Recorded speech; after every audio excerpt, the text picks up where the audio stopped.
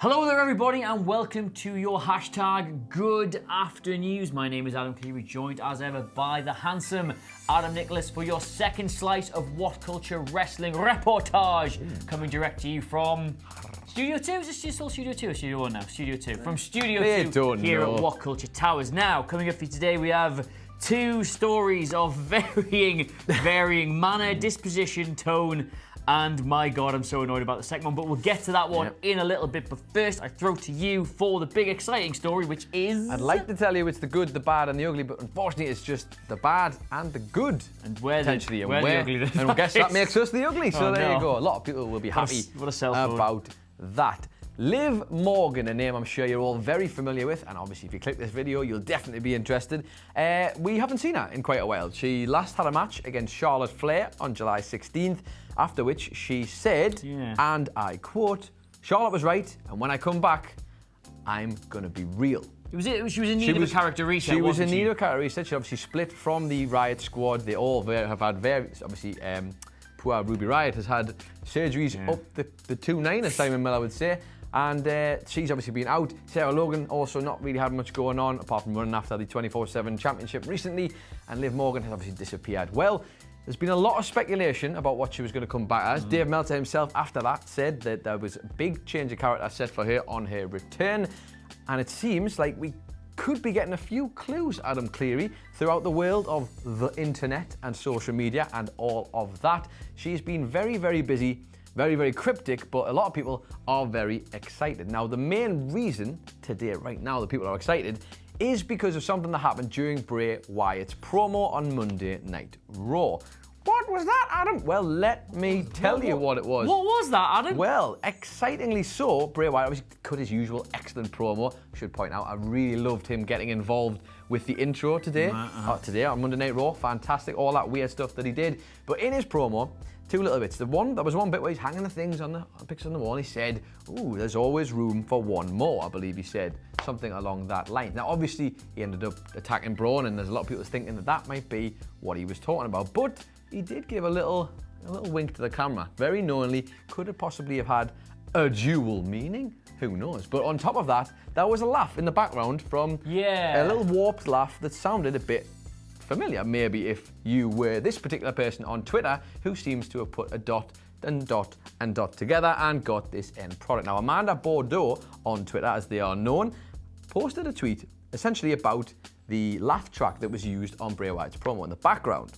Now, this tweet, not you, Amanda Bordeaux, the tweet, I should say, basically said, comparing these two laughs, not being funny, but they sound pretty similar. So we can probably play it actually right now, if you want, and maybe you can go and watch it. Either way, listen for that noise. Hope that played the hopefully something there. Just having a look around the room. Basically, suggested that it was Liv Morgan's laugh that was happening in the back of this. Liv Morgan's laugh? Liv Morgan's laugh in the back of Bray Wyatt's thing. Now, this follows a lot of cryptic tweeting and a lot of cryptic Instagram posts that have come from Liv Morgan herself. Let me run off just a few that we have seen. Obviously, if you follow her on Instagram, you will notice that there was one particular one where she had started clipping off bits of her pink hair, famous pink hair, all going on the floor in a weird moment with no explanation, just little droppings of the hair. A change, it might just be a change of hair, but it might have been a change in general. On top of that, there was a picture below that says, "I am your worst fear and your best fantasy." Now, I know someone else who has two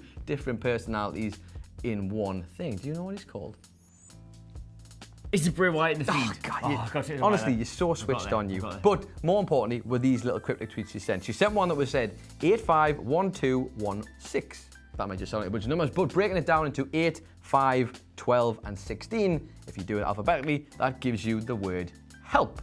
And on top of that, she said little cryptic things like, "You can't see my scars, a peek inside my mind, you'll cry." All sounding very mysterious, very twisted, very sadistic a little bit, and all sort of suggesting towards the fact that she may well potentially be joining up with The Fiend. Now, for people who like the fact that we ramble a lot on these videos, that is probably a lot to take in one burst. But Adam Cleary, would you be interested in Liv Morgan returning as The Fiend's little fiend, I guess? Right, it's a bit of an odd one, this, because obviously we said at the time when she had that loss to Charlotte, Liv Morgan needed to go away. She needed character reinvention. She needed to do something else because it wasn't really working. It wasn't getting over. It wasn't the kind of gimmick you could seriously see her going a long way with on her own. Worked as part of a group, wasn't going to work on her own. getting her in with a Fiend.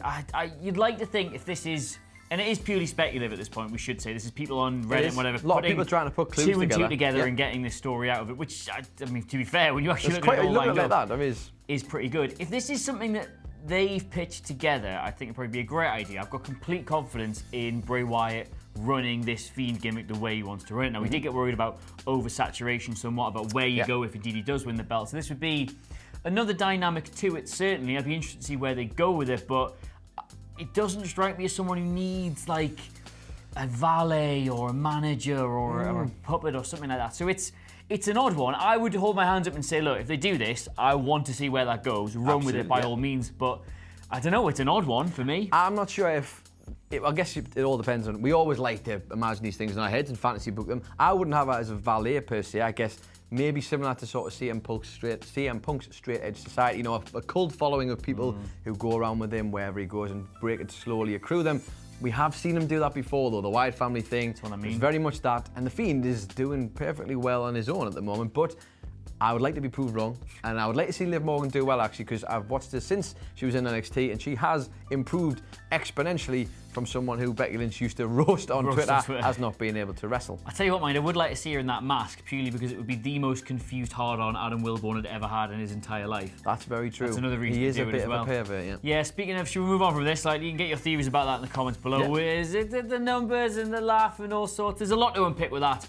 I imagine well, she'll come back and either will or it won't, so we'll know. Indeed. Either way. And if you have any more clues, chuck them in down there, because we'd be interested to know what you think. I'm kind of stealing myself for this, because this is a story that we have been on the inside of a couple of times from a slightly different angle of it. But today, Southside Wrestling have announced that their 9th anniversary show, what was set to be their farewell show before they're folded in and move in as part of Rev Pro, they have had to pull all their WWE contracted talent from that show. Now, Southside was on the list of pre-approved talent WWE were happy for the NXT UK people to go and work for, because they haven't got a big on-demand service. They're not perceived to be a problem for them in any way, shape or form. So it was one of these promotions WWE were happy for talent to go on to, but Southside have today tweeted this out. It is with much sadness to announce that WWE have pulled all announced and unannounced talent from our final show.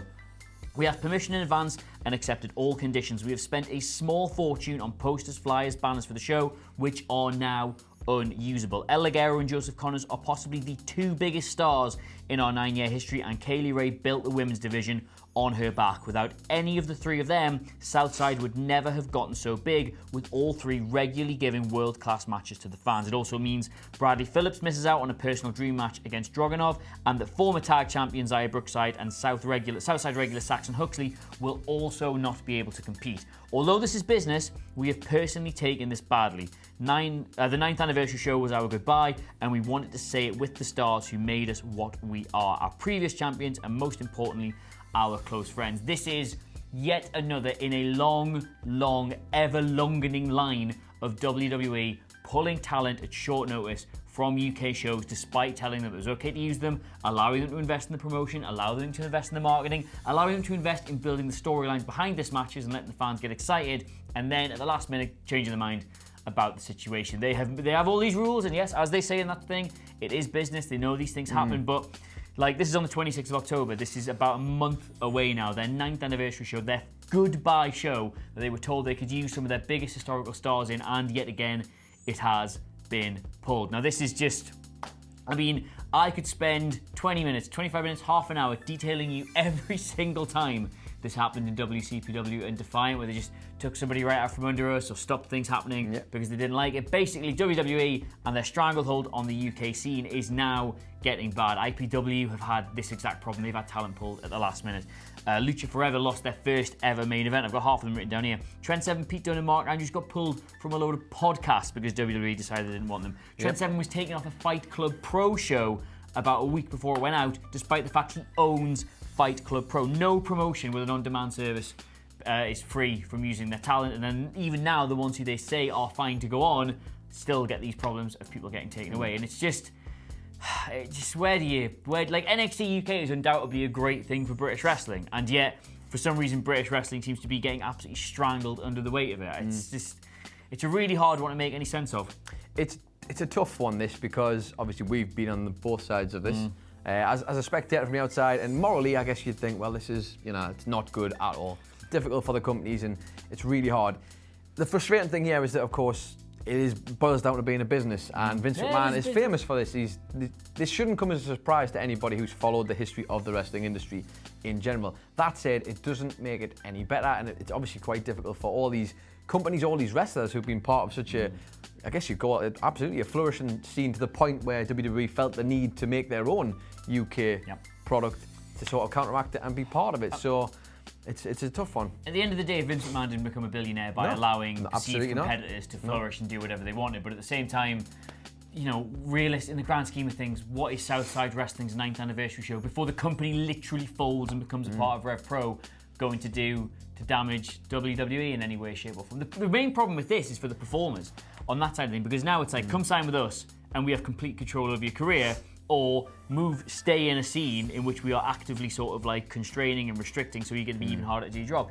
We saw at the start of the year, Stardom in Japan, they've started not using talents who have got any kind of affiliation with WWE and NXT UK, purely because they don't want to take the chance. They don't want to start booking shows and then lose people at the last minute. I would say, I can understand, it's hard this, and I'm obviously commenting from a position where it's not my company.